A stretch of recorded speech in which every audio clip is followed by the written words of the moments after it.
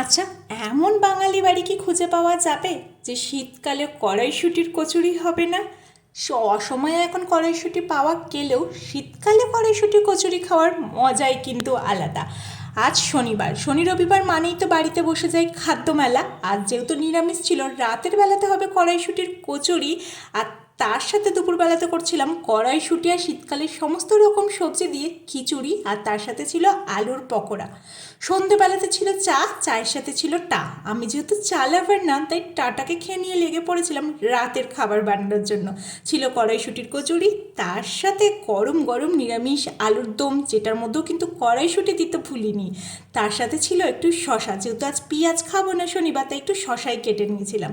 রাতের খাবার তো জমিয়ে খেয়ে নিয়েছিলাম। পরের দিন সকালে ঘুম থেকে উঠে স্নান সেরে পুজো দিয়ে সোজা চলে এসেছি রান্নাঘরে। আজ যেহেতু রবিবার, তবে দিল্লিতে যে ঠান্ডা পড়েছে আজ মাথা খারাপ হয়ে যাচ্ছে।